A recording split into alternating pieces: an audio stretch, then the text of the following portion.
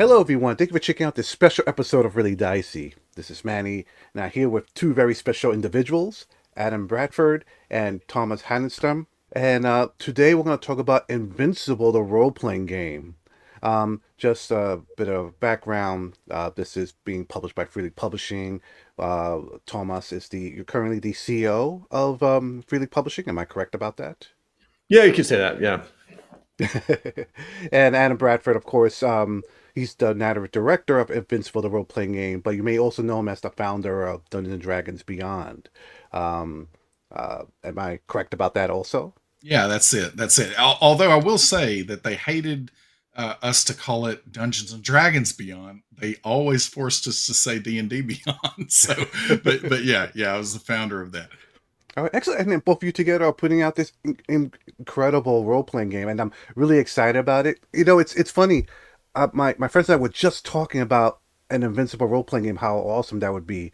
We were talking about playing superhero role-playing games, and it's we realized that it's hard for us to try to run one. I think the idea of like, hey, let's role play stopping a bank robbery with superpowers doesn't seem to be as exciting for us anymore. We've done that many times.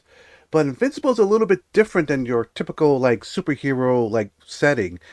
We see it as more as a science fiction setting. The the space and magic world building in Invincible is amazing and exciting. From the Viltrumites to Battle Beast, those are such vicious creatures. So I'm really excited that Freely's going to be publishing this. If I may ask about the origins of this, I mean, sort of makes sense. Freely also puts out the Walking Dead RPG, also created by Robert Kirkman, who created Invincible. Is that how the idea of this happened? Did you just either talk to Robert or talk to Image Comics about this? How did this come to be? I mean, it's kind of an interesting coincidence because this has really nothing to do with the Walking Dead RPG at all. So it's just a funny coincidence in a way that those two, because that this one, I'll let Adam chime in on how this happened because the Walking Dead was actually these are sort of complicated things, but that license is actually via the television show The Walking Dead. So it's not with the comic book side, whereas the Invincible RPG, that license is for the comic book, and that's where we're dealing directly with Skybound and with Robert Kirkman as the sort of custodian and owner of that. So it's there is actually sort of separate. Of course, it makes sense in a way that both of them are RPGs by us. I think we enjoy both, and they're both great. But yeah, they didn't sort of go together in any way at all. So the actually Adam is the one who got the Invincible thing going. I think. Yeah, we were at lunch at Gen Con, for other reasons a few years ago. At least I think it was 4 years ago. Might have been five at this point. But we were at lunch, and I am a big fan of all of the Free League games. Absolutely love the Year Zero engine and everything. And I said, "Hey, have you thought about doing a super powered game using the game system?" And Thomas, lit up and said, "Yeah, definitely have always wanted to do one. Haven't quite, figured out what property might be, good to use for it." And I ultimately said, "Wow, I've got the property for you. There's this thing called Invincible. It's my favorite comic series. It is just tailor made for role playing games because especially the idea of progression in the overall comic series is just really well suited for tabletop RPGs."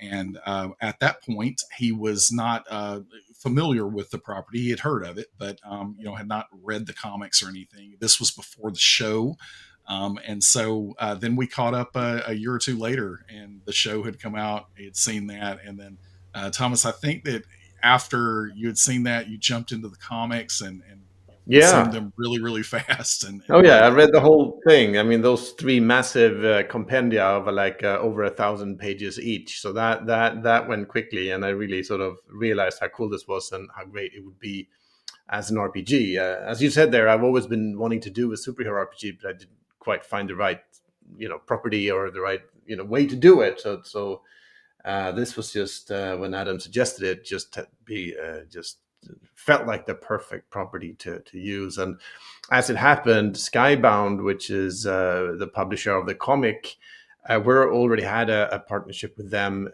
through for the Electric State role playing game, because Skybound actually publishes some of Simon Stoldenhag's art books. So our agreement for the Electric State role playing game was actually with them. So we already sort of knew the people at Skybound, which also made it easier to reach out to them to actually secure the rights to do the Invincible RPG. Yeah, and Manny, if it's all right, one of the I would add something to what you were saying with Invincible to the world itself, because you mentioned, hey, maybe not stopping bank robbers, and we were getting that was getting stale, and Invincible has this great science fiction backdrop, and I think that's really true. But another thing that I love about the Invincible universe was, as Robert Kirkman and Corey and Ryan Otley and the people who were creating this, as they were putting it together, it really was this love letter to superhero comics in a lot of ways. And with that, it was a place where they really were able to put so many of the classic tropes in there. And so you do get Invincible stopping some bank robbers literally as the first time he shows up in his new costume, right? And so I think that it's interesting that it can go from that, and then yes, like over the course of those 144 issues, it transitions and ends up touching on so many of the different elements and tropes that we love about these comic book stories. And so I think for me, that was the reason that it was just such a perfect setting, because with the big two comic publishers out there, there have been many games over the years, and some of them we loved back in the TSR Marvel days. Absolutely love those games, and I think that's pretty clear in what we're trying to do with Invincible. But ultimately, playing in those universes, they feel very crowded at this point because it's like there's just been so many stories told. Invincible has more openness to it in that way, but at the same time, it can accommodate and fit any of those types of stories, even if they're bank robbers, all the way up to this spacefaring and space hopping stuff that we love. Toward the end of the series. Hmm. So, if I may ask, when it comes to the um, story setting, does this core book try to capture the entire comic book run?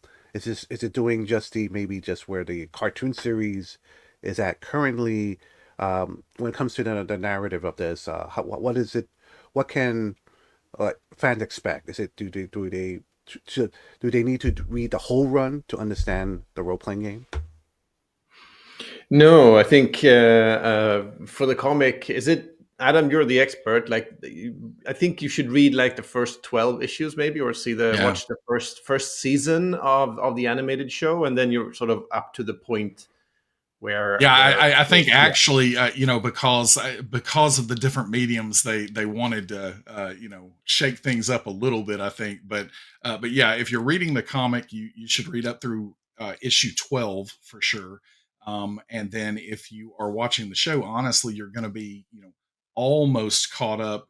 Even through the first episode, you're going to get a really good idea of what's going on. But yeah, watching the first season is a great thing, or reading up through issue 12 or 13 there, because where we're setting things is again, spoilers. If you haven't done any of that, you might want to stop listening for just a little while here.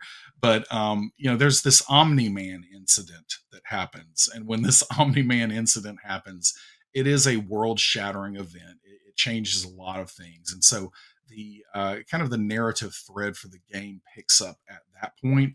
I will say that in the core book, one of the stretch goals on the Kickstarter that's going on right now is we were able to include some extended universe characters, which is really exciting for us. The Astounding Wolfman, Mecha Maid, Tech Jacket, some of these really great extended characters. Some of those characters that you will see in the big character chapter that includes, I think at the moment over 60 characters in there. Some of those will pick up at some later points in the story, but that was really for just completeness sake. We wanted to, it didn't feel right for us to make a core book like this and not have some of those really big characters from later issues or seasons of the show in there. So they will be included, but we'll be giving plenty of story spoiler warnings in all of those places where that's happening. So when spoke to my friends about the Invincible RPG, some of my friends who have run superhero RPGs before, so it seems like whenever we have a game playing, there's always one person that wants to be the Superman or the cosmic being. Was that something you were concerned about when making this game? Like, all right, how do we balance this so that someone who wants to play like a Batman character or someone who wants to play like a Superman character can still enjoy the game equally?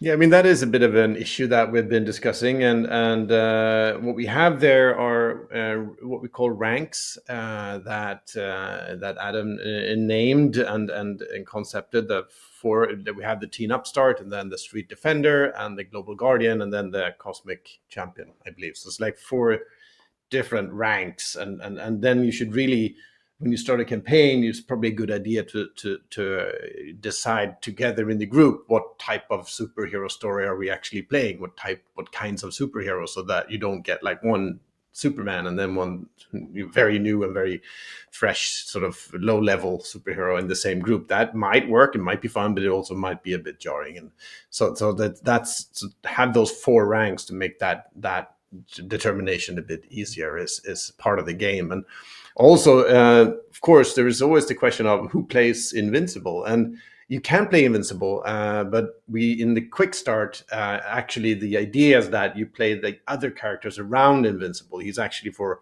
lore reasons, not really there at this point in the timeline, which I think helps the game, because that means all the players who come in, everyone plays someone else, and that puts everyone on the same level playing field, and also opens up the world to actually discover other heroes, which that are also great, and also opens up the option in the full game to create your own superheroes, so that you don't really have to play Invincible to play the Invincible RPG. Yeah, and what I would add to that is using an example that many people will be very familiar with of Batman. I happen to be. I didn't do this on purpose, but with Batman, you think about the different types of stories that have been told using that character over the years, and of course there are some fantastic street level stories where he is trying to figure out what's going on with Clayface or whatever, and it's happening on this smaller scale, telling those kinds of stories. They're great, and some people are going to gravitate toward that, and they're going to want to do that. But there are absolutely stories. I love the fantastic Justice League Unlimited, animated shows where some people jokingly say he's the Bat God in those iterations, and he is absolutely on par with, going toe to toe with Superman and Wonder Woman, Green Lantern, all of these theoretically more powerful characters. And so I think at the end of the day, if you were playing that out in the Invincible superhero role playing game, then you're going to decide, hey, we would prefer to play a Global Guardian style game where you're going to have, a little more super powered heroics going on. And if I'm going to play a character that is a normal person like Batman, then you're going to play that. You'll be able to reflect that in your attributes, but you will also be able to, using powers to represent the gadgets and everything else that he has access to. You're going to be able to be at least reasonably on par with those other characters, where it's not going to be completely out of place. And so I think that that's the key, as Thomas is talking here about the ranks, is when you come together for that session zero, you're talking about the kind of game that you want to play. You determine what that rank is, and kind of the we end up calling them the campaign frameworks that you're going to play within. And within that campaign framework, or the style of game you want to play, you can create characters that can kind of be reasonably balanced with each other, where you can have a good time playing it. Now, my next question, and I have to apologize ahead of time to Thomas because I think I ask you this question in every interview when it comes to a new a new product, a new game in the Free League universe. So when it comes to like, I mean, the Year Zero engine, it's I know it's in every game. There's always a little tweak in the rules, something that makes it a little bit different and special in each game. But if someone wanted to say combine Invincible with The Walking Dead, or Invincible with Alien, or Blade Runner, and so forth. Um, how easy compatible are the systems? Would you say? Yeah, I actually saw someone who used a quick start to run a battle between like Invincible and a Xenomorph or something. That I got a kick out of that. That was fun to see. I have to say it's not really designed primarily with that in mind. We haven't really balanced the like we're not balancing like xenomorphs and blade runners and superheroes to like that. That gets very difficult, I think, to do that fully. Even though they are reasonably compatible, you could do it, but I can't really say we've balanced it that way. It's enough of an challenge to balance things within one game, so let alone between separate games, even though it can be fun to play around with that, don't you know. So yeah, they are sort of compatible, but you will definitely need to tweak a little bit to make it work across titles, since we do make, and I think especially for this one we're changing a bit more, since this is a superhero game, so you have to add that superhero level of action and power, and that changes quite a few things in the mechanics. So yeah, you can do it, but you'll have to do some tweaking if you may to make it work. I am very actively working on again that huge chapter of more than 60 characters right now, and it is absolutely a challenge to make sure that we're capturing exactly what's going on with this massive amount of characters just within the Invincible universe. And so yeah, I think it is already enough of a challenge for us to balance within the game. That doesn't mean that you couldn't grab a xenomorph, because they've made comic crossovers of that in the past. You could on a temporary basis maybe do some of that kind of fun of bringing that in there. But yeah, we really want this to be a cohesive game within that can power a super powered role playing experience. And again, whether that's an Invincible, this absolutely, we think about this in more general terms as well. That if you want to play other universes and all of that, this game, absolutely will work for that. But yeah, we want it to have an internal consistency within the stories that you would tell in a super powered kind of setting. Hmm. Let's talk a little bit about the art direction. This is the quick start guide that I'm showing here, which you could download for free right now. Um, this is wondrous. It looks like you have the art from the comic books involved in this, which is always fantastic. And the layout and the design of this is just super cool. Um, was it difficult? What was the process like to design to talk about the art direction for this book? What was that like? I mean, big part of was, of course, starting out was just getting access to all of this amazing art from those thousands of comic book pages. I mean, that is a real treasure to work with. So much great art, and just so that was like, and that was part of starting out, just to getting that access. We've done a little bit of original, just a few pieces to because there was some character art that we needed to complement what was there, but 95% is existing art, and that has been great to work with. But then we asked Johan Noor, he's mostly known for doing the Mork Borg game. And he's an amazing graphic designer. I think we work quite a bit together on various different things. And so I approached him about this project and asked him to come up with a design concept. And I think he did a great job of incorporating this art into a graphic design that breathes like action and superhero comics, but still has that edge that Invincible has. It's not your average superhero comic. It's something more. It's a bit darker, sometimes a bit bloodier and has that edge. And I think he sort of gets that and made the whole book and the design of the book sort of speak to that and reflect that. So I think yeah, I'm super happy with the way it's turning out.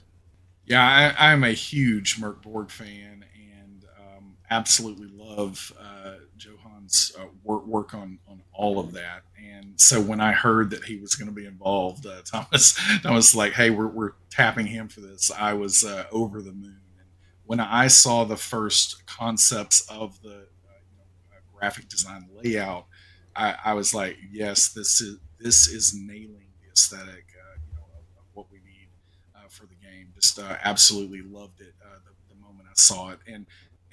As we're saying, this comic art is just so good. And one of the things that you see is Corey Walker worked on the first several issues, and then he came back for a little bit, for some future issues. But Ryan Otley did most of the actual series, and so when you see an artist start at, I can't quite remember if he came in at 13 or 18. It was somewhere pretty early in the run. But when you see an artist do that over the course of that many issues for a single title like he did, you get to see them get better and the improvement and everything just right in real time. It's an awesome thing to see. And he was just firing on all cylinders for so much of that comic run. And so yeah, some of this art is just jaw dropping to me, as a huge fan of it. And then being able to see things that we're making with the game, and then all of a sudden, you're seeing it on a real page with this eye popping art. It's been a pretty incredible experience to see that all come together. What's the bestiary like for the core rulebook and for the starter set? Yeah, I think I'll let you speak to that, Adam. That's sort of the chapter that you refer to with the 60 plus characters in it.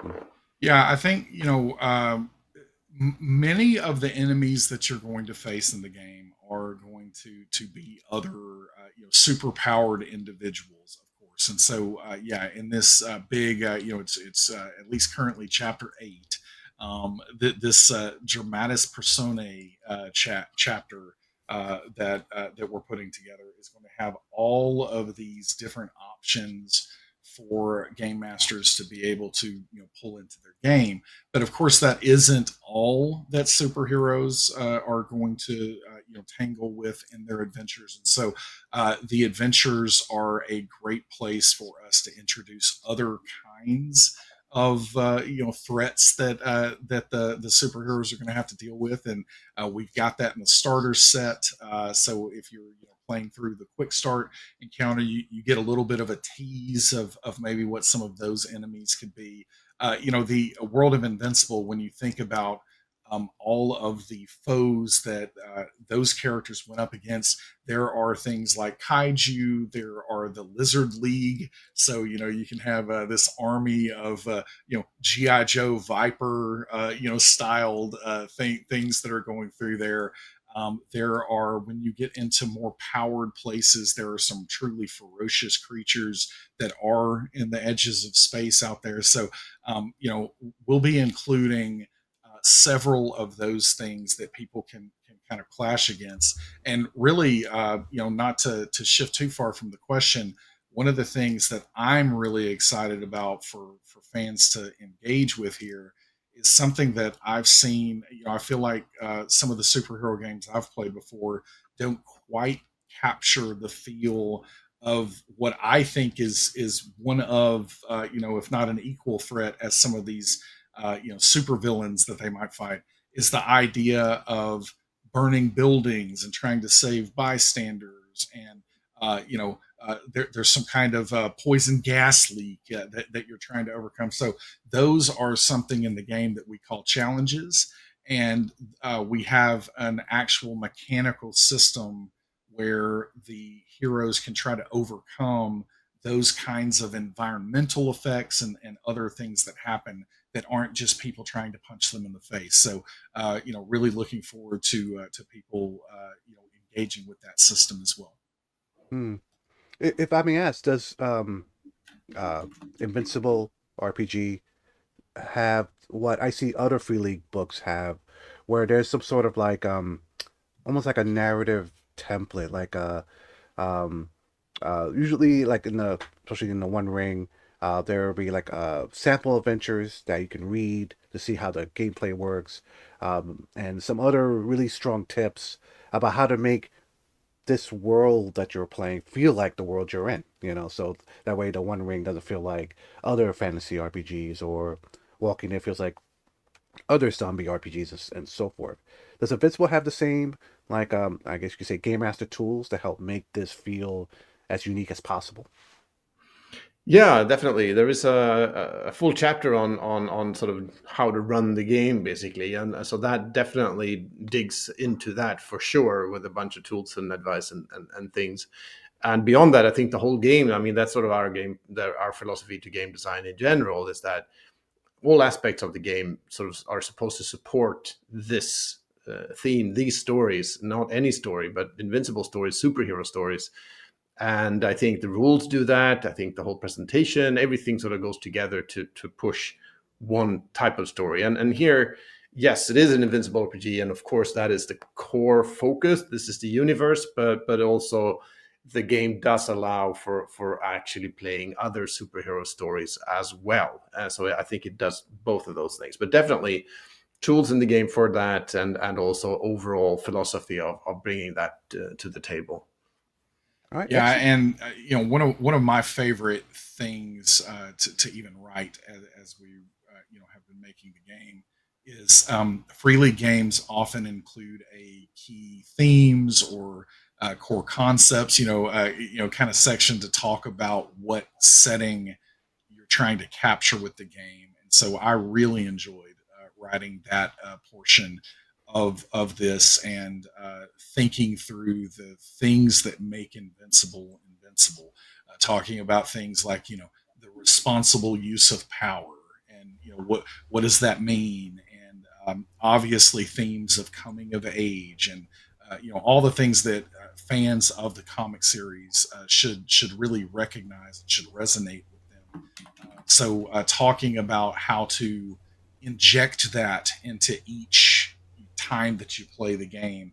And then, as those key themes are introduced earlier in the core book, we do get into, as Thomas is saying, chapter on running the game. There's a chapter on campaign play and how you can, tell your own sprawling 144 issue saga, with your own characters if you want to do that.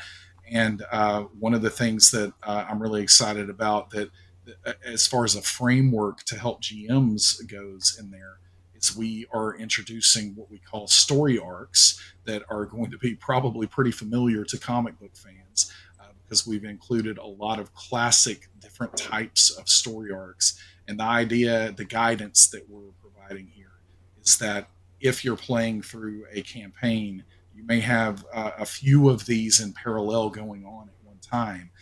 So if you're a fan of Invincible, you might be aware of a character called Doc Seismic. So he shows up in the show, and Doc Seismic has this nasty habit of kind of coming back.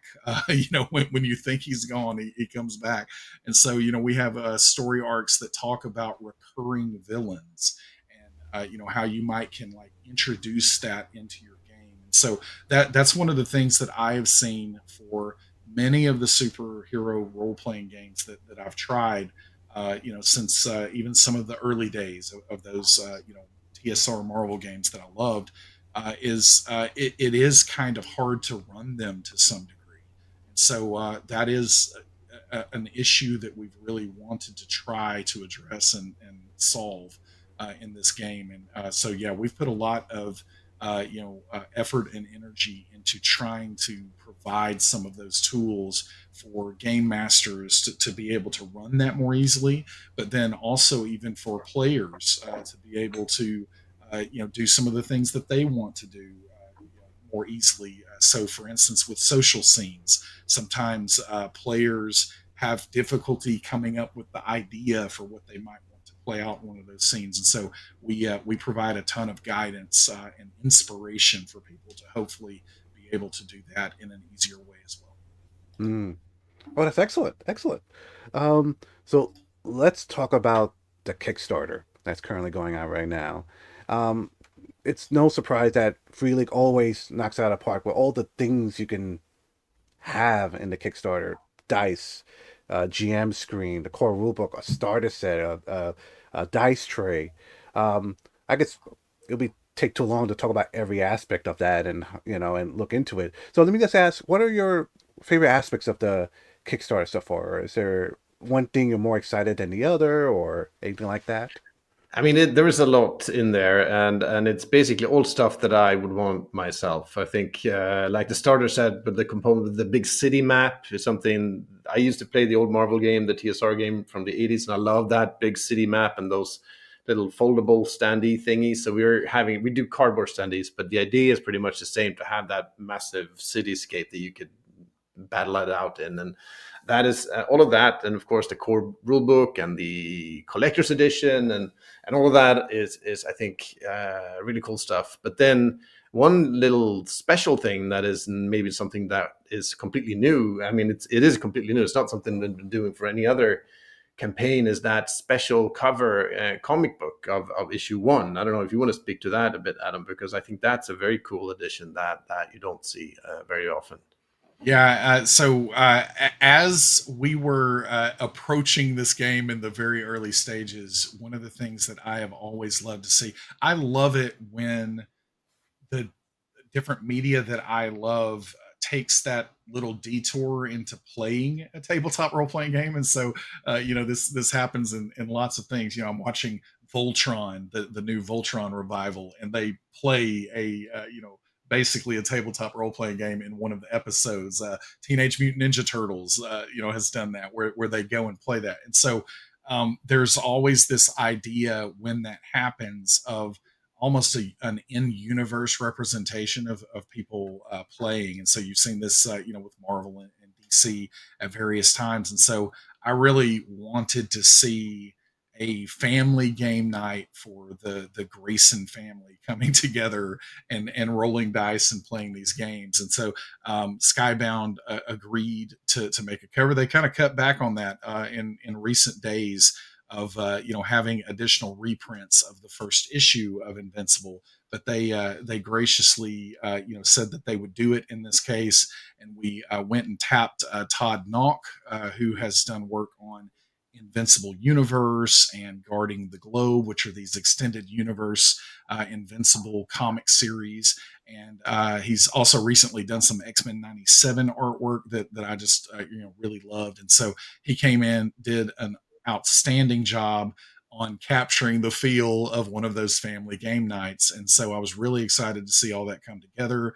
And we have unlocked that on the Kickstarter. So it's a really great thing. If you back at a physical pledge tier, you'll get a copy of this exclusive variant cover of Invincible #1 that's not going to be printed again. It's going to absolutely be a collector's item. I have all of the variant covers for that have been printed to this point for Invincible #1 and in my collection, and I can't wait to add this to the collection as well.